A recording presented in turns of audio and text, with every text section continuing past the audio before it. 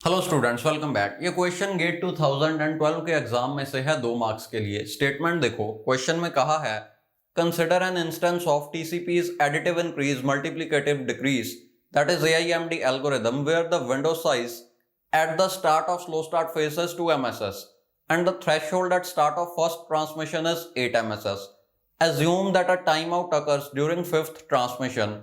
Find the congestion window size at end of 10th transmission. Okay, तो देखो question में बड़ा क्लियरली कहा है कि window size at start of slow start phases to MSS, यानी कि इनिशियली विंडो साइज होगा 2।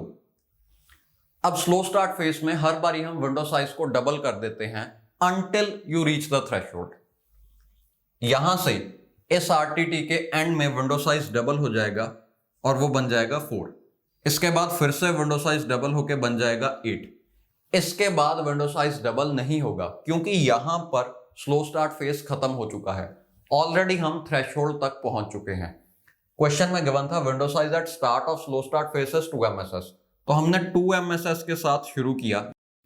ये सारी वैल्यूज MSS में हैं। ओके, हमने 2 MSS के साथ शुरू किया, फिर 4 हुआ, फिर 8 हुआ, यानी कि हम थ्रेशोल्ड तक पहुंच गए। अब कंजेशन अवॉइडेंस फेज शुरू होगा।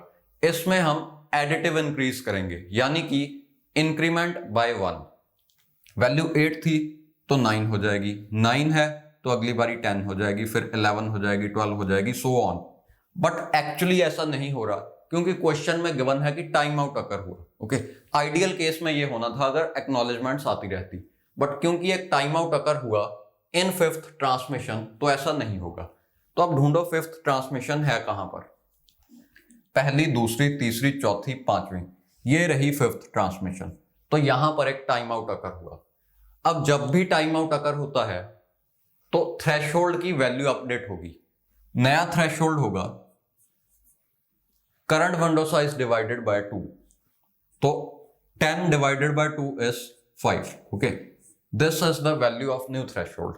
अब देखो, कुछ बच्चों को यह कंफ्यूजन रहती है कि टाइम आउट यहां पे अकर हुआ या यहां पे। एक्चुअली वो इस पॉइंट पर ध्यान ही नहीं देते। क्वेश्चन में क्लियरली बताया है time out occurs in 5th transmission.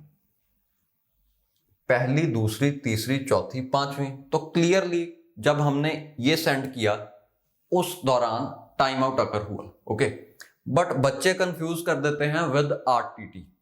10th transmission ये रही, बट सॉरी 5th ट्रांसमिशन ये रही, but end of 5th RTT यहां पे होगा। देखो, इनिशियली वैल्यू 2 थी, पहले RTT के बाद वैल्यू 4 हो जाएगी, दूसरे RTT के बाद वैल्यू 8 हो जाएगी, फिर तीसरे RTT के बाद वैल्यू 9 हो जाएगी। यहां पे 3 RTTs हो चुके हैं। अब चौथे RTT के बाद वैल्यू 10 होगी, बट ये 5th ट्रांसमिशन है, RTT 4th है। ओके, और 5th RTT यहां पे होगा। तो इन चीजों में कंफ्यूज मत होना।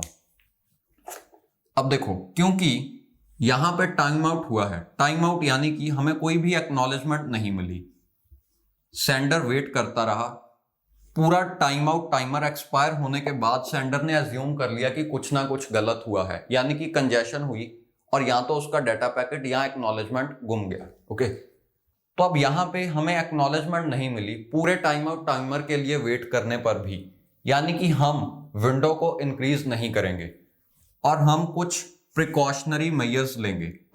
तो वो मेजर्स हैं कि दोबारा से स्लो स्टार्ट फेस में चले जाओ। तो स्लो स्टार्ट फेस 2 से शुरू हो रहा है। क्वेश्चन में गिवन है window size at start of slow start phases to MSS, तो यहां पे 1 से मत शुरू कर देना, यहां पे 2 से ही शुरू किया जाएगा। कुछ स्टूडेंट्स 1 से शुरू कर देते हैं और क्वेश्चन गलत हो जाता है। ओके, तो इस पॉइंट पे तो कोई कंफ्यूजन होनी नहीं चाहिए क्योंकि जो भी क्वेश्चन में गिवन है उसे 2 मान के चलो। अब देखो, मैंने वैसे भी डिस्कस किया था कि स्लो स्टार्ट 1 से या 2 से शुरू हो सकता है, क्योंकि क्वेश्चन में स्पेसिफाई किया है, तो यहां पे कंफ्यूजन नहीं होनी चाहिए। 2 के बाद स्लो स्टार्ट फेस में हम विंडो साइज को डबल करेंगे 4 को फिर से डबल करेंगे 8, बट अब थ्रेशोल्ड 5 है। जो नया थ्रेशोल्ड हमने कैलकुलेट किया वो है 5 और जो विंडो साइज यहां पे आ रहा है वो है 8। हम इससे आगे नहीं जा सकते। ओके, तो यहां पे जो वैल्यू आएगी वो होगी 5 और स्लो स्टार्ट फेस फिर से एंड हो जाएगा क्योंकि हम थ्रेशोल्ड तक पहुंच चुके हैं। ये था स्लो स्टार्ट फेस। स्टार्टिंग में भी था स्लो स्टार्ट फेस थ्रेशोल्ड के आने तक, उसके बाद से शुरू हो गया कंजेशन अवॉइडेंस फेज या एडिटिव इंक्रीज फेज। अब यहां पे टाइम आउट अगर होने से दोबारा से स्लो स्टार्ट शुरू हो गया। ओके, अब हम 5 पे हैं, 5 के बाद जो भी होगा वो कंजेशन अवॉइडेंस फेज के अकॉर्डिंग होगा। तो कंजेशन अवॉइडेंस में एडिटिव इंक्रीज होगा, यानी कि 5 + 1 6, फिर 6 + 1 7, 8 9 10 11 12 सो ऑन। ओके, क्वेश्चन था find congestion window at end of 10th transmission. तो 10th ट्रांसमिशन देख लो कहां पे है, 1 2 3 4 5 6 7 8 9 10। 10th ट्रांसमिशन में कंजेशन विंडो का साइज है 7। Okay, answer is 7।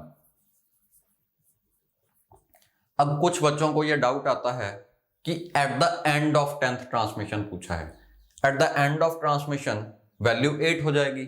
नहीं, देखो at the end of successful transmission value 8 होगी, but at the end of transmission value 8 नहीं होगी। क्वेश्चन में सक्सेसफुल वर्ड नहीं यूज किया, यानी कि हमें पता ही नहीं कि एक्नॉलेजमेंट आई या नहीं। देखो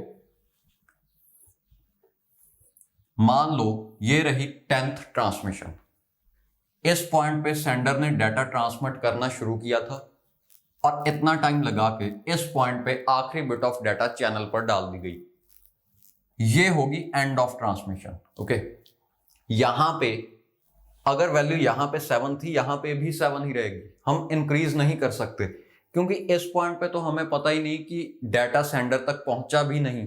हमें सिर्फ तभी ये कंफर्मेशन मिलेगी जब हमें कोई एक्नॉलेजमेंट रिसीव होगी, और एक्नॉलेजमेंट रिसीव होने में अभी और काफी टाइम लगेगा, एटलीस्ट 1 RTT तो और लगेगा ही लगेगा। ओके, और हो सकता है कि एक्नॉलेजमेंट डिले भी हो जाए, तो हम इस वैल्यू को टाइम आउट टाइमर मानेंगे। इसके बाद ही आप कोई डिसीजन ले सकते हो कि कंजेशन हुई थी या ट्रांसफर सक्सेसफुल था। ओके, तो आंसर 8 नहीं है। दूसरी बात, कुछ बच्चे यहां पे भी ध्यान नहीं देते और वो इसे कंफ्यूज कर देते हैं विद RTT। ओके, यहां पे वर्ड ट्रांसमिशन है, अगर RTT होता तो 1 RTT 2 3 4 5 6 7 8 9 10, तो at the end of 10th RTT value 8 होगी, बट क्वेश्चन में पूछा है at the end of 10th transmission, वो 7 ही है। ओके, तो आंसर 7 है।